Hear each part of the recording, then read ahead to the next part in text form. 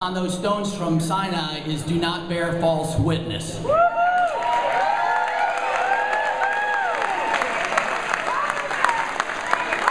intend not to do that in my campaign. I pledge to run a fair campaign. Every one of my stump speeches starts off with a commitment to truth because I know who the author of truth is and I believe in that commitment.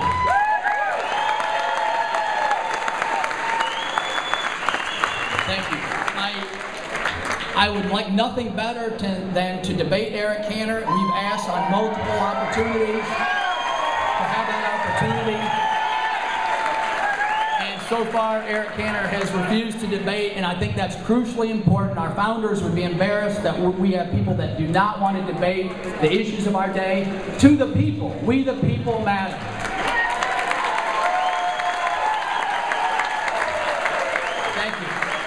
For those who don't know me, I'm Dave Pratt, running for Congress in the 7th. Background, I'm from the Midwest originally, went to Hope College, worked for Arthur Andersen in Detroit and Chicago offices, in business for a while. Felt the call, went to Princeton Theological Seminary, was going to teach kids ethics and morality and in systematic theology. While I was there, I had to turn toward public policy. I went on a political semester at Wesley Seminary. Applied to American University, did my PhD in economics there. Met my lovely wife Laura, who's a true hero in this room today, along with the rest of you. Give her a round of applause. And moved down to, lucky to get a job at Randolph-Macon College. I've been teaching economics and ethics there. My life ambition is to put economics together with ethics. I don't think they're doing that in D.C. right now.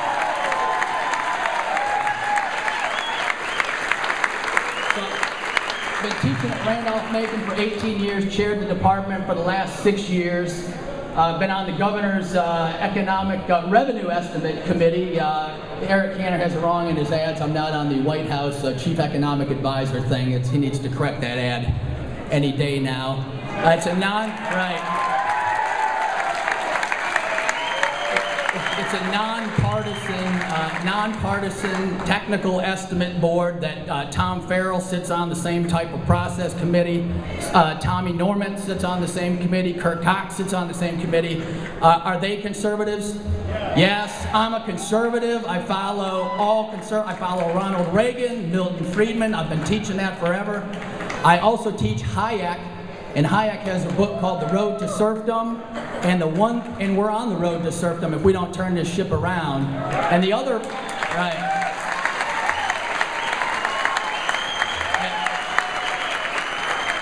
Hayek won a Nobel Prize for free market economics, by the way. And the fundamental concept in that book, The Road to Serfdom, is the fatal conceit, fatal arrogance. And the fatal conceit is the idea that public policy makers and politicians know better than you how to run your own life. And that's what this race is about.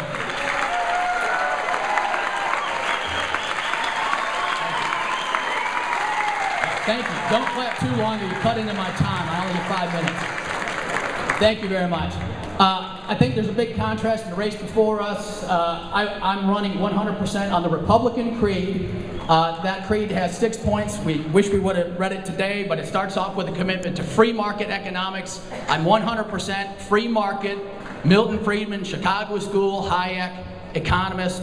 And why am I that? Because we just had a financial crisis in '07 that was caused primarily by federal government screw-ups. The Fed printed too much money. Fannie and Freddie did 2/3 of all subprime mortgages and ran the housing market into a ditch. And that led to the Wall Street TARP bailouts. My opponent voted for some of that stuff. And we're in a financial crisis, still trying to get our way out of that.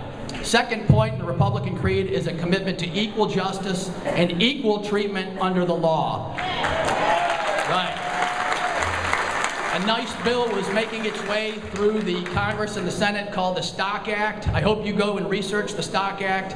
Don't take my word for it. I'm running for higher office too. You should be skeptical of all of us.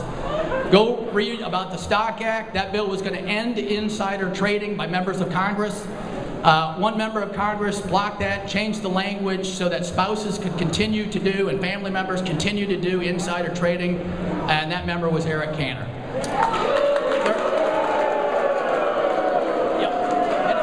Hit it, good. Okay, good. Third principle is one of the most fundamental, fiscal responsibility. $17.5 trillion in debt.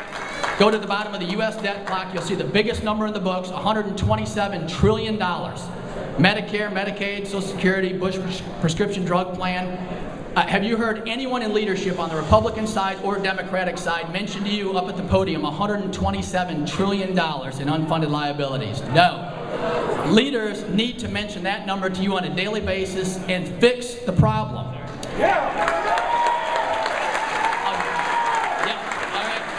right. They're telling me my 5 minutes is up. Principles 4, 5, and 6, adherence to the Constitution. Let's return power to the states. Strong national defense. I don't run against Eric on a personal basis. I like Eric as a human being. I'm commanded by God to do that, and I do that. He's been strong on national defense, and where he's good, and I just follow the principles as I see them. Final, and then I'll wrap it up, is a belief in God, and the faith of our founders leads to strong moral fiber. That's probably the most important ingredient in this country.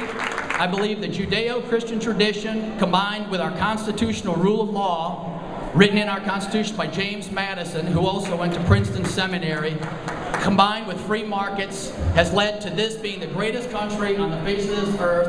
I'd ask for your vote coming up on June 10. I ask you to pound the pavement, make phone calls for me. It's a pleasure to be here and ask for your vote. May God bless you, and God bless the United States of America.